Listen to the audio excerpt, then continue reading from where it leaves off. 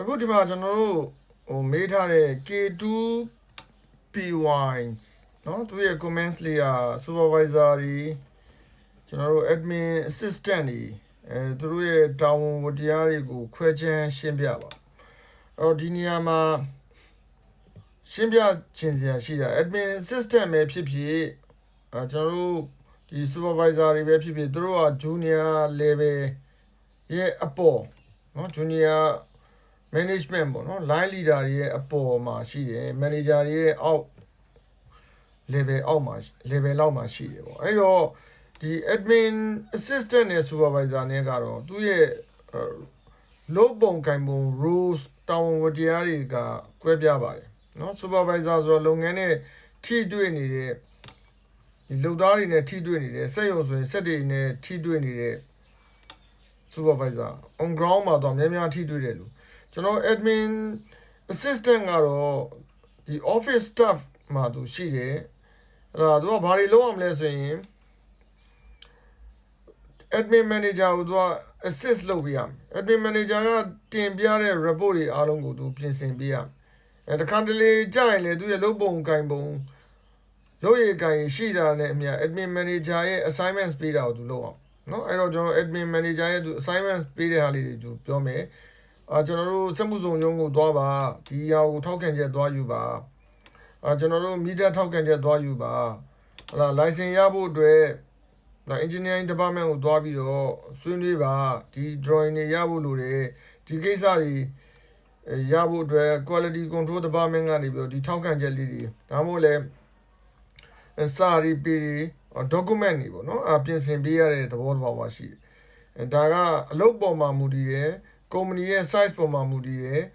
လုပ်ငန်းပေါ်မှာမူတည်တယ်လုပ်ငန်းက manufacturing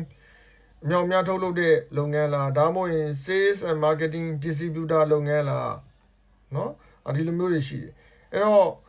admin assistant ကဟိုဘက်က supervisor တို့ကျွန်တော်တို့ဒီ assistant manager တို့ဆိုရင်ဟိုဘက်က operation ဘက်ကိုပါတယ် operation ဆိုတာအဓိကလဲပတ်နေတဲ့ main gear main လုပ်ငန်းပေါ့ထုတ်လုပ်ရေးဆိုရင် production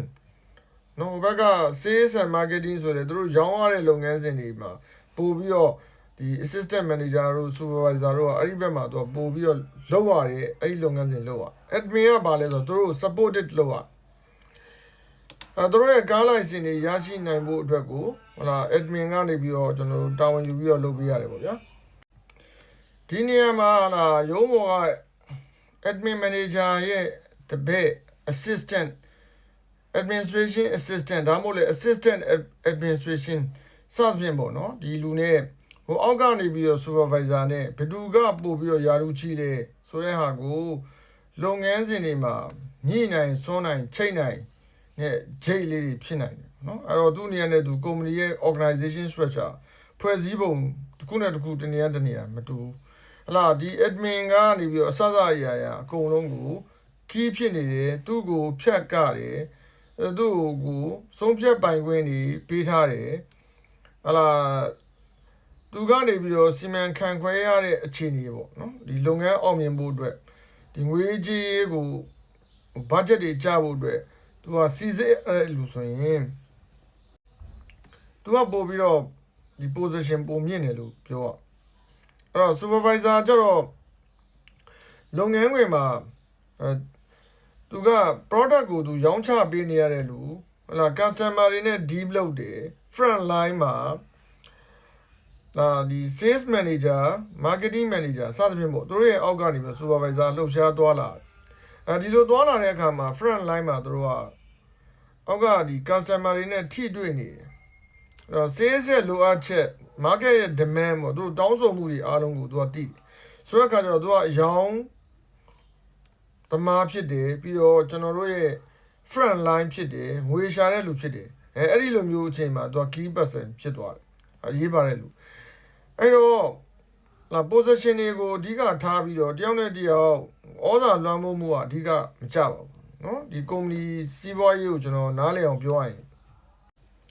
ငွေရှာတဲ့လုပ်ငန်းဖြစ်ပါတယ်အဲ့တော့အလုပ်ကိုပဲမှန်နိုင်ထားပါခင်ဗျားကတကယ်လို့လာ admin assistant ဖြစ်နေခင်ဗျားရုံးလုပ်ငန်းတွေကိုတေချာလုပ်ပါရုံးမှာ documentation တွေเนาะရုံးဝင်ရုံးထွက်တွေ လာချင်းဟိုအဲ့ဒီရုံးကကျွန်တော်တို့ဒီ assistant တွေပြီးတော့ကျွန်တော်ဌာနကြီးမှုတွေနဲ့အဆင်ပြေဖို့အတွက်သူတို့စစ်ဆေးမှုခံယူနိုင်ဖို့အတွက်ခင်ဗျားတို့စက်ရုံခင်ဗျားတို့လုပ်ငန်းကိုအတည်ပြုပေးနိုင်ဖို့အတွက် document တွေချောချူရဖို့အတွက်လိုအပ်တဲ့အထောက်အထားတွေပြည့်စုံအောင်လုပ်နိုင်ဖို့အဲ့ဒါပညာပါပဲဟုတ်လားပြီးရင် admin ကဘာတွေလုပ်ရလဲဆိုတော့စက်ရုံအလုပ်ရုံလုပ်ငန်းခွင် building structure မှာရှိတယ်ဟလာ security ကိစ္စတွေလုံခြုံရေးကိစ္စတွေတန်ရှင်းရေးကိစ္စတွေပြီးတော့ဒီမိတူကူးဆက်ကိုဟလာကောင်းမွန်စွာလေပတ်နိုင်ဖို့အတွက်ဝယ်ချမ်းရတဲ့ stationery တွေရုံးအတွက်interview ဖြေဖို့အတွက်သို့မဟုတ်ခင်ဗျာနိုင်ငံခြားဧည့်သည်တွေလာဖို့အတွက်စသဖြင့်စီစဉ်ပေးတဲ့လုပ်ငန်းတွေပါပါတယ်ဆိုရင်ဒါပညာပါပဲဟိုတယ်တွေချိန်ရမယ်လေရင်လက်မှတ်တွေခင်ဗျာဝယ်ရမယ်ချိန်ရမယ်အခြေဆက်တွေလုပ်ငန်းတွေကိုကျွမ်းကျင်ပိုင်နိုင်အောင်လုပ်ရတာဒါပညာပါပဲအဲ့တော့ပြောချင်တာကသူ့လုပ်ငန်းကပို့ပြီးတော့ရေးပါတယ်ဒီဘက်ကလုပ်ငန်းကပို့ပြီးရေးပါတယ်ဆိုတာအဲ့ဒါကတော့ချိန်ကြည့်အကုန်လုံးကရေးပါတာပဲเนาะအဲ့ဒီဘက်က session အဆင်မပြေလဲကုမ္ပဏီကအဆင်မပြေဘူးပဲဒီဘက်ကအရောင်းကအဆင်မပြေလဲအဆင်မပြေဘူးပဲเนาะโอเคအဲ့တော့ကျွန်တော်တို့ဒီဘက်က supervisor အကြောင်းကိုကျွန်တော်ပြောအောင် supervisor မှာခုနကတော့ပြောတယ်ထုတ်လို့ရေးဘက်က supervisor အကြောင်းပြောမယ်ဆိုရင်သူကဒီproduction manager ကနေပြီးတော့ production target တခုကိုသူချပေးလိုက်တယ်ချပေးလိုက်ရင်အဲ့ production ကိုလဲဖို့အတွက်စက်ကိုထည့်မဲ့ raw material အချိုးအစားတွေသူသိရမယ်စက်ရဲ့ပမာဏ capacity ဘယ်လောက်သုံးမယ်ဆိုတာကိုသူတွက်ချက်နိုင်ရမယ်ဟလာအဲ့ဒီမှာ coordinating လုပ်ရမယ့်လုပ်ငန်းတွေပါလာပြီ quality control department နဲ့သူလုပ်မလား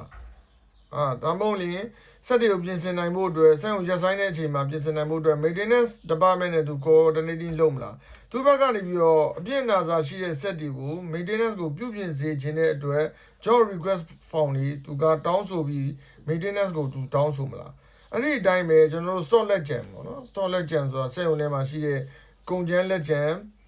ကုန်ကျော်လက်ကျန်တွေနဲ့ warehouse နဲ့အတိုင်းပဲညှိနှိုင်းပြီးတော့ဘယ်ဟာက priority ဖြစ်တဲ့လေဒါတွေကိုတွေးတောကြံစာတွက်ထုတ်ပြီး analyze လုပ်တဲ့ skill ပညာပါပဲဒီဟာတွေကိုသူ့ရဲ့ production manager ကိုသူတင်ပြနိုင်ရင် production manager ကနေတဖြည်းဖြည်းသူ့ကိုမင်းဒါလို့ဆိုအလုပ်တွေချပေးလိုက်မယ်အလုပ်တွေချပေးနေသူက production manager level ကိုဖြစ်လာပါလိမ့်မယ်အဲ့ဒါဘာလဲဆိုတော့ကျွန်တော်တို့က second version လို့ခေါ်တဲ့ဒုတိယမျိုးဆက်တစ်ကိုဖော်ထုတ်တာပဲဖြစ်ပါတယ်เนาะအဲ့တော့အသက်အရွယ်တော့လိုတာပေါ့ဗျာအဲ့ဒါခုနကတော့ production manager နဲ့ခုနကတော့ supervisor နဲ့အသက်အရွယ်တူတယ်ဆိုရင်အဲ့ဒါတုတ်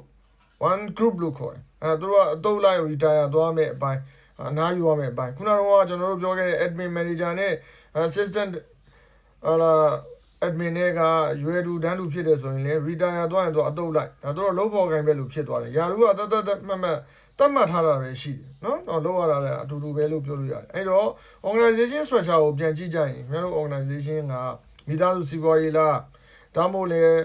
corporate လား corporate ဆိုတာနည်းနည်းကြီးတယ်ပေါ့ဗျာ distribution channel ကြီးလည်းကြီးတယ်ကုန်ဝင်ကုန်တွက်လည်းများတယ်နိုင်ငံခြားအဆက်အသွယ်တွေလည်းများတယ်ဆိုရင်အလုပ်တွေကပို့လို့ရမယ်ကျွမ်းကျင်တဲ့ skill တွေကလည်းကွာတယ်ပေါ့နော်အဲ့တော့ဒီမှာကျွန်တော်တို့ရဲ့ administration assistant ပဲဖြစ်ဖြစ် supervisor ပဲဖြစ်ဖြစ်ဘယ်သူပဲဖြစ်ဖြစ်တီတိုင်းတက်မြောက်ထားတဲ့ပညာလေးအပိုင်းကိုနည်းနည်းလေးပြောထားမယ် very good English grade ခင်ဗျားတို့တရုတ်နဲ့တွဲဖက်ပြီးတော့ China နဲ့တွဲဖက်နေတယ်ဆိုရင်တရုတ်စာလေးပြောတတ်တယ်ဆိုရင်မဆိုးဘူးဒါဖြစ်တဲ့ကိစ္စ communication လုပ်ဖို့အတွက်ဒါရှိရမယ့်ပညာရဲ့လာ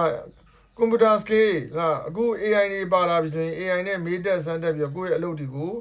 လုပ်တတ်တယ်ချိတ်ဆက်တတ်တယ်ဆိုရင်ဒီလုပ်ငန်းစဉ်တွေကခင်ဗျာကျွမ်းကျင်လာမယ်ပို့ပြီးတော့တော်လာမယ်ဒီဟာတွေကအကုန်လုံးခင်ဗျာကောင်းတဲ့ဆွဲထုတ်ပြီးတော့ယူထားလို့မရဘူးခင်ဗျာသွားလေရအလုပ်ပြောင်းသွားတာပဲဖြစ်ဖြစ်ဗျာနောက်ထပ်ကုမ္ပဏီပြောင်းသွားတာပဲဖြစ်ဖြစ်ဘယ်လိုမျိုးပဲဖြစ်ဖြစ်အသုံးတက်နေမှာဖြစ်ပါတယ်ဒါလေးကိုကျွန်တော်အကြံပြုလိုက်ပါတယ်ခင်ဗျာကျင်းနေမယ်လို့ထင်ပါတယ်ကျေးဇူးတင်ပါတယ်မေးပေးတဲ့အတွက်ကိုလည်းကျေးဇူးတင်ပါတယ် thank you ပါ